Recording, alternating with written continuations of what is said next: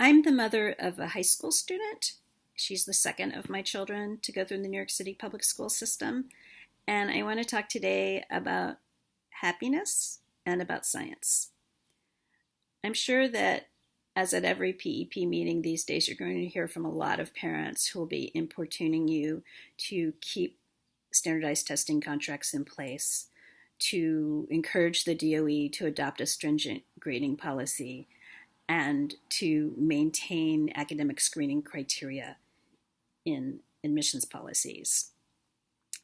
This pandemic, which renders the nature, amount, and quality of instruction wildly inconsistent from school to school, and even within school communities, should be reason enough to conclude that these asks are nonsensical and inequitable.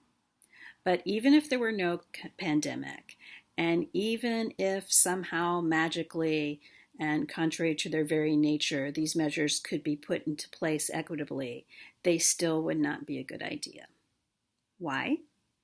Because advances in neuroscience are helping us to understand how people learn.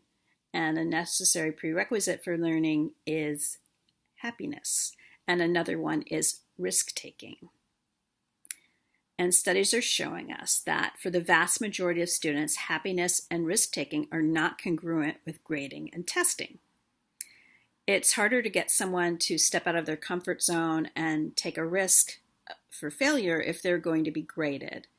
It is hard to be happy when you're ranked and sorted like a product coming down an assembly line. And this goes for both students and educators. So despite how loud these parents are, or how convincing the testing industry lobby is,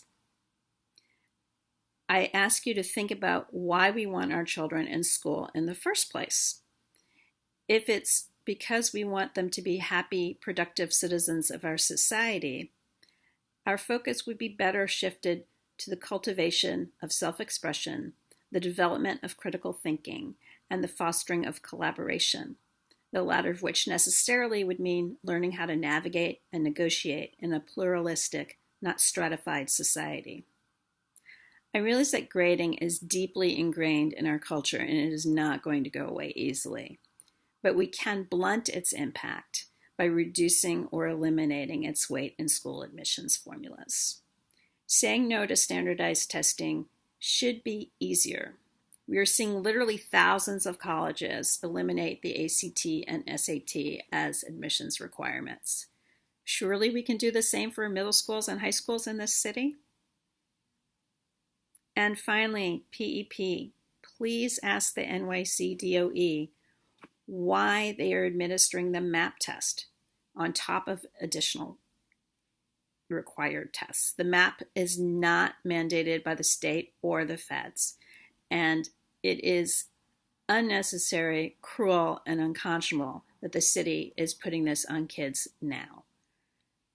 All right, thanks for listening.